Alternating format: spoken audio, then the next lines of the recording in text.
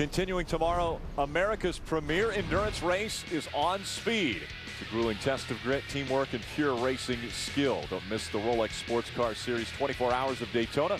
Live coverage continues tomorrow at 7 a.m. Eastern. Actually, that's in about 4 hours. Scott Pruitt right now in the lead in one of the Ganassi cars. They're almost halfway, about 11.5 hours into that race. George is out of the number 65. They put him in an ambulance and took him just outside the racetrack. Everyone with the exception of George Atkinson Jr. has been checked and released. There you see Ricky James's car as they're pulling that into the infield area. Sometimes that damage is worse than it looks because of the body being sheared away. But remember, this body, just made out of fiberglass.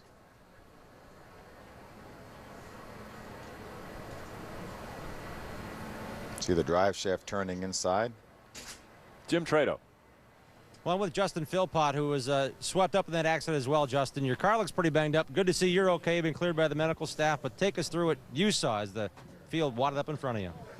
Well, I think the guy in front of me missed a shift, went to go underneath him, had a pretty good run on him. Next thing you know, I had a car on top of my hood and kind of just held on tight and shut my eyes and waited for whatever to happen. I mean, I feel bad for everybody else that got involved. I hope everybody else is all right. It's kind of a tough night. I mean, our race is shortened because of time restraint.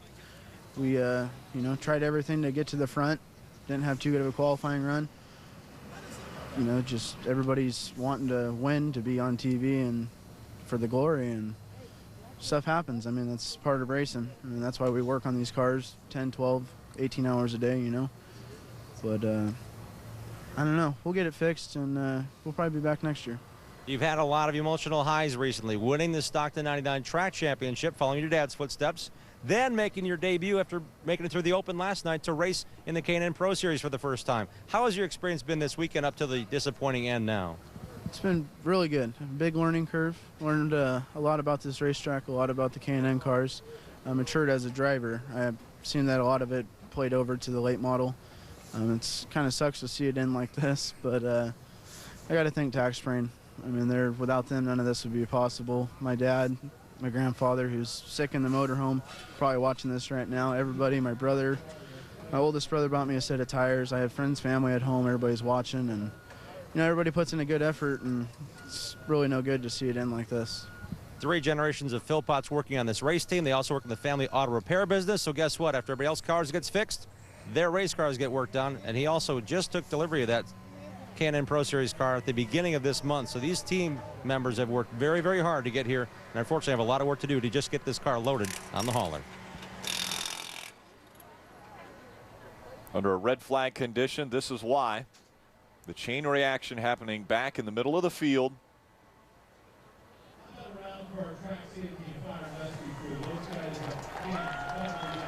Just nowhere for a lot of these drivers to go. The car up on the wall was the 65 of George Atkinson Jr. It's amazing. They run 30 miles an hour on the racetrack during the caution flag. So this is immediately after the restart. So they cannot be going that fast. And you look at all the damage that we see on some of these cars. Now they've got the 65 off of the wall, and they'll put it on the flatbed and take it back into the infield area. That's the final car to be moved on the front stretch. Get the racetrack cleaned off and hopefully get back to some green flag racing.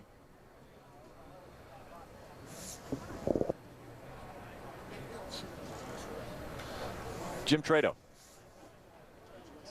And now we're able to catch up with Ricky, who's by his race car, or what's left of it, man. What was it like from your perspective, Ricky? It was pretty wild, and I had nowhere to go, though, and that's what happens. But it was a good run up until then. I was happy. We haven't driven this car too much, and came from the backs, basically last up to like 21st, 22nd, something like that. So half the field and less than half the race. So it was cool. I'm happy with how we drove and how the car worked. My crew chief, Dean Kuhn, did an awesome job. The adjustments were right there, right on. So I was waiting, holding back, but got caught up a little bit. But hopefully it's not, or luckily it's not as bad as it looked. And the chassis is still straight, so me and my dad and my sponsor, SoCal Super Trucks, don't have to spend too much money to get back out here for the first race. And how about that effort you got to get in this race with a competitor loaning you this engine?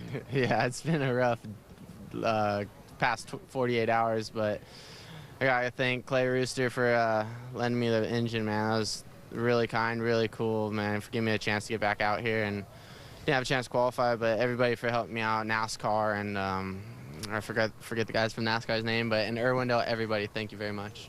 Look forward to seeing you at the end of one of these races and talking to you. Good luck, Ricky. Thanks a lot. Nice young man. Very well spoken. Still under a red flag condition. They're cleaning up the racetrack, and we'll get them rolling here shortly.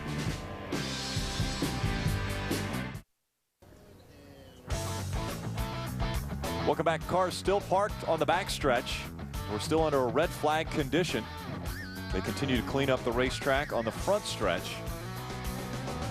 The 50 of Tim Huddleston is your race leader.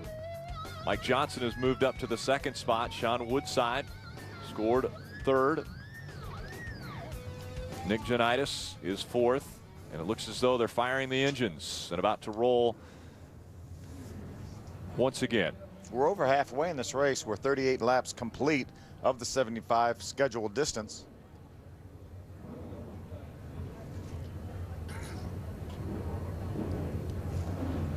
Waiting for the pace car to roll out and pace this field once again. See the tow trucks in the background. In case one of the cars doesn't fire up, they will jump in behind, see if they can push start it.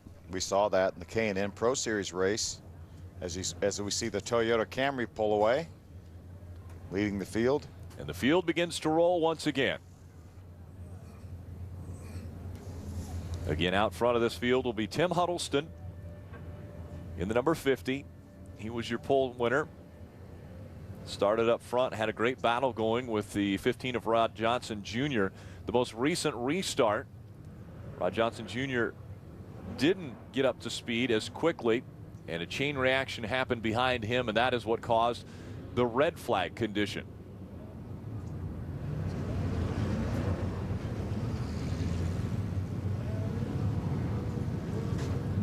So the cars will try to heat the tires back up once again.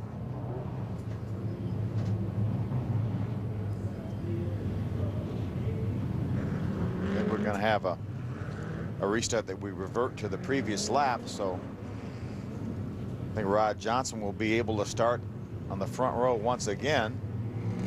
Even though he lost a few positions on that last restart, they did not complete a lap. So he gets a mulligan. He gets a mulligan. And Mike Johnson in the 17 will be lurking back there in that third spot. Again, Mike Johnson was the winner of this race a year ago. Sean Woodside in the 45 will be on the outside of row number 2.